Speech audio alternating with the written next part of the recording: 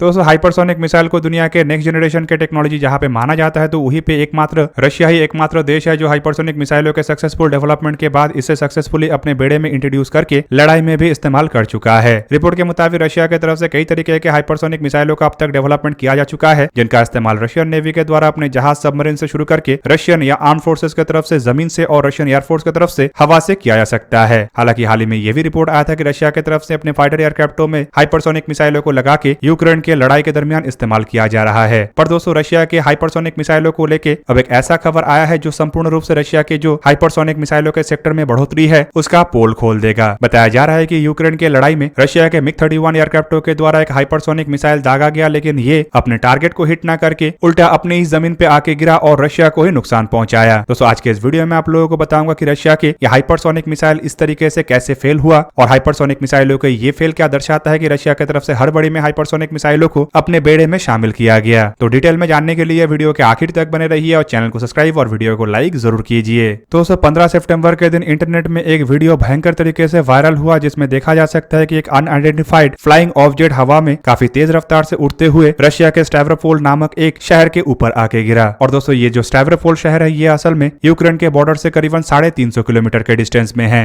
मतलब दोस्तों ये जो शहर है ये लड़ाई क्षेत्र के नजदीक नहीं है और गलती से 2-4 किलोमीटर के एरर की वजह से ये मिसाइल आके यहाँ पे नहीं गिरा होगा। हालांकि दोस्तों इस घटना के बाद रशिया के मीडिया की तरफ से खबर दिया गया कि यह असल में यूक्रेन के एक अनमैन एरियल व्हीकल है जो रशिया के क्षेत्र के अंदर आके गिर गया है। पर बाद में दोस्तों रशिया के ही लोगों की तरफ से इस खबर का पोल खोलते हुए दावा किया गया कि यह असल में यूक्रेन का कोई अनमैन एरियल व्हीकल नहीं बल्कि रशिया का ही खुद का मिसाइल है, और वो भी हाइपरसोनिक मिसाइल क्रिंजल। और दोस्तों इसका सबूत देते हुए कुछ रशियन लोगों की तरफ से ही ट्वीट करते हुए फोटो को वायरल किया गया और बताया गया कि किस तरीके से क्रिंजल मिसाइल ही आके रशिया के शहर के ऊपर गिरा। दोस्तों एक ट्विटर यूजर लॉट ए की तरफ से ट्वीट करते हुए कई तरीके के फोटो को पब्लिक किया गया और उनके तरफ से यह भी दावा किया गया कि यह किसी तरीके का कोई भी अनमैन एरियल व्हीकल नहीं है। और उनका यह भी कहना है कि अगर किसी को संदेह है कि ये यूक्रेन के अनमैन एरियल व्हीकल है तो वह साफ देख ले कि ये अनमैन एरियल व्हीकल नहीं बल्कि रशिया के क्रिंजल मिसाइल है। रिपोर्ट में यह भी दावा किया जा रहा है कि इन मिसाइलों को दागने का जिम्मेदारी रशिया के सुपरसोनिक इंटरसेप्टर कहे जाने वाले MiG-31 एयरक्राफ्टों को दिया गया था, लेकिन MiG-31 एयरक्राफ्टों के द्वारा यूक्रेन की तरफ मुंह करते हुए मिसाइल को दागा तो गया, लेकिन उसके बाद मिसाइल कुछ खराबी के कारण आके रशिया के ही ऊपर गिरा। हालांकि दोस्तों इसके अलावा ट्विटर यूजरों की तरफ से जिन फोटो को जारी किया गया वहां पे मिसाइल के नोजल और मिसाइल के बूस्टर को देखते हुए साफ पता चल रहा है कि यह किसी तरीके का कोई अनमैन एरियल व्हीकल नहीं है। और ट्विटर यूजर की तरफ से यह भी दावा किया जा रहा है कि जो मिसाइल के नोजल है और मिसाइल के जो बूस्टर है वो सेपरेशन स्टेज में एक दूसरे से सेपरेट नहीं हो सका, जिस कारण ये मिसाइल सही ढंग से काम नहीं कर सका और आके क्रैश लैंड हुआ। हालांकि दोस्तों आपके जानकारी के लिए बता दूं कि बूस्टर स्टेज असल में मिसाइल के इनिशियल स्टेज होता है और उसके बाद इसे मिसाइल से सेपरेट हो जाना होता है। और क्रैश लैंड के दरमियान डेब्री के अंदर अगर बूस्टर को देखा गया तो इससे साफ हो जाता है कि आइदर ये मिसाइल मिसफायर हुआ है, मतलब मिसाइल को लॉन्च करने के बाद चला ही नहीं, या फिर मिसाइल एक्सीडेंटली एयरक्राफ्ट से नीचे गिर गया। हालांकि दोस्तों इसके बावजूद भी कई तरीके के रिपोर्टों में दावा किया जा रहा है कि यह मिसाइल नहीं बल्कि यूक्रेन के एक अनमैन एरियल व्हीकल है और अनआइडेंटिफाइड ऑब्जेक्ट को यूक्रेन के टिवलोव Tu-141 ड्रोन के रूप में दावा किया जा रहा है, जिसका केवल मात्र अभी इस्तेमाल करता यूक्रेन ही है।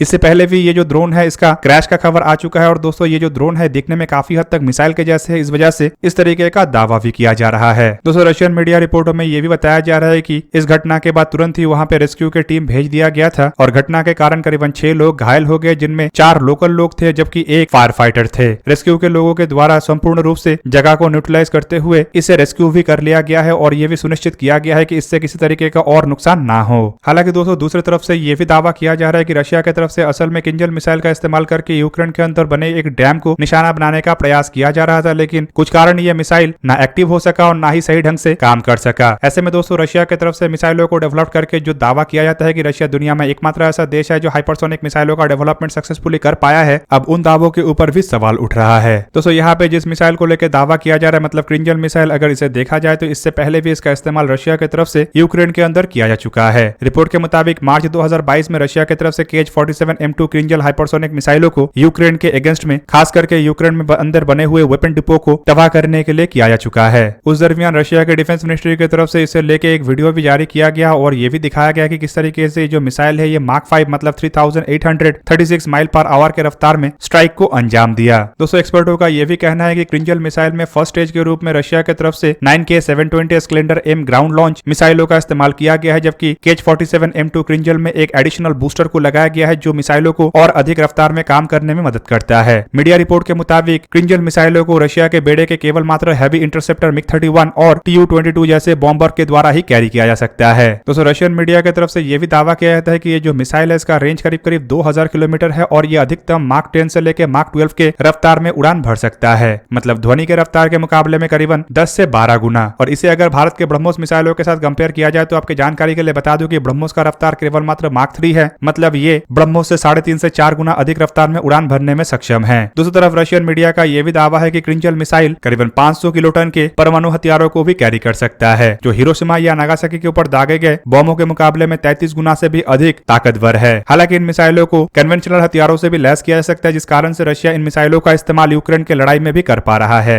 रशियन मीडिया का यह भी दावा है कि मिसाइलों में एक बेहतरीन रडार सीकर का इस्तेमाल किया गया है, जिस वजह से ये जो मिसाइल है ये मूविंग टारगेट के साथ साथ स्थिर टारगेटों को भी निशाना बनाने में सक्षम है। जबकि इसके अलावा मिसाइलों को लेकर जो सबसे बड़ा चिंता का विषय यह है कि मिसाइलों को फायर करने के लिए हाई ऑल्टीट्यूड एयरक्राफ्टों का आवश्यकता है, मतलब कम ऑल्टीट्यूड से मिसाइलों को दागा नहीं जा सकता और इस वजह से ही इन मिसाइलों को मिग-31 जैसे हैवी इंटरसेप्टरों के द्वारा कैरी किया जाता है। हालांकि मिग-31 एयरक्राफ्टों को अगर देखा जाए तो ये अपने आप में ही माक 3 के रफ्तार में उड़ान भरने में सक्षम है, जबकि दूसरी तरफ अगर देखा जाए तो Tu-22 भी एक ऐसा एयरक्राफ्ट है जो सुपरसोनिक रफ्तार में हाई ऑल्टीट्यूड में उड़ान भरने में सक्षम है। रशिया के बेड़े में करीब 252 मिग-31 जैसे एयरक्राफ्ट है, जिनमें से बताया जाता है कि 10 से 12 एयरक्राफ्टों को रशिया के द्वारा संपूर्ण रूप से मॉडिफाई किया गया है ताकि ये क्रिंजल जैसे हाइपरसोनिक मिसाइलों को कैरी कर सके। ऐसे में दोस्तों इन 10 से 12 एयरक्राफ्टों को यह भी बताया गया था कि रशिया की तरफ से अपने नेवल फोर्सेस के साथ डिप्लॉय किया गया है और कुछ एयरक्राफ्टों को मॉडिफाई करके इन एयरक्राफ्टों के सुरक्षा के लिए भी तैयार किया गया है। अब तक यह साफ नहीं हो सका कि रशियन एयरफोर्स की तरफ से या रशियन नेवी की तरफ से इन मिसाइलों को दागा गया है, लेकिन यह साफ हो चुका है कि इन मिसाइलों को रशिया की तरफ से मिग-31 एयरक्राफ्टों का इस्तेमाल करके ही दागा गया होगा। पर दोस्तों ऑफिशियली रशिया की तरफ से अब तक एक्नॉलेज नहीं किया गया है कि ये जो मिसाइल है ये रशिया का ही मिसाइल है, बल्कि ज्यादातर रशियन मीडिया रिपोर्टों में दावा किया जा रहा है कि ये यूक्रेन के एक अनमैन एरियल व्हीकल है। हालांकि दोस्तों यूक्रेन के अगर अनमैन एरियल व्हीकल भी है तो रशिया के टेरिटरी के अंदर 300 किलोमीटर या 350 किलोमीटर तक जाना अपने आप में ही आश्चर्य का बात है और दूसरी तरफ ये एक तरीके से रशिया के रडार और एयर डिफेंस सिस्टमों के ऊपर भी सवाल उठा रहा है। दोस्तों क्रिंजल हाइपरसोनिक मिसाइलों को अगर देखा जाए तो ये बेसिकली एक एयर लॉन्च बैलिस्टिक मिसाइल है जो एयर टू सरफेस मिसाइल के रूप में भी काम करता है। रिपोर्ट के मुताबिक रशियन एरोस्पेस फोर्सेस की तरफ से इसका इस्तेमाल किया जा रहा है और इसे साल 2017 से प्रोड्यूस किया जा रहा है। रशिया की तरफ से मिसाइलों के मैन्युफैक्चररों के बारे में कोई जानकारी नहीं दिया गया है। हालांकि मिसाइलों के वजन के बारे में भी रशिया की तरफ से वैसा जानकारी तो नहीं दिया गया है, लेकिन कई जगहों में बताया जाता है कि इसका वजन करीबन 2000 किलोग्राम तक हो सकता है और ये 500 किलोग्राम के वॉरहेड को कैरी कर सकता है। हालांकि दोस्तों 2000 किलोग्राम के मिसाइल में 500 किलोग्राम के वॉरहेड और वो भी 2000 किलोमीटर के रेंज तक ये इसका काम करना ये कई तरीके का सवाल बनाता है। दोस्तों मिसाइलों के कुछ फीचरों को अगर देखा जाए तो बताया जाता है कि ये जो मिसाइल है इसे मिग-31 एयरक्राफ्टों से दागने पे ये 2000 किलोमीटर तक जाता है, जबकि Tu-22 M3 जैसे बॉम्बरों से दागने पे ये 3000 किलोमीटर के रेंज तक टारगेट को निशाना बना सकेगा। इसके मैक्सिमम फ्लाइट ऑल्टीट्यूड मतलब ऊंचाई में जाने का क्षमता करीब 20 किलोमीटर मतलब 66,000 फीट है। इसकी अधिकतम रफ्तार माक 10 से लेके माक 12 है, मतलब 12,300 किलोमीटर से लेके 14,700 किलोमीटर पर आवर है। मिसाइल में इंटरनल नेविगेशन सिस्टम के साथ रशिया के ग्लॉसनेस और remote control optical homing system का इस्तेमाल किया गया है। रशिया का दावा है कि ये मिसाइल 3 फीट के दायरे मतलब 1 मीटर के दायरे के अंदर टारगेट को निशाना बना सकता है। हालांकि दोस्तों ये कोई रशिया का कोई पहला हाइपरसोनिक मिसाइल नहीं है, बल्कि इसके अलावा भी रशिया की तरफ से 2 हाइपरसोनिक मिसाइलों का डेवलपमेंट किया गया है, जिनमें एक को एवंगार्ड मिसाइल कहा जाता है जो कि हाइपरसोनिक ग्लाइड व्हीकल है। इसे साल 2019 से रशिया के सर्विस में लाया गया है और ये रशिया के स्ट्रेटेजिक रॉकेट फोर्स की तरफ से इस्तेमाल किया जाता है। रिपोर्ट के मुताबिक इसका वजन 2 टन है और ये 5.4 मीटर लंबा है।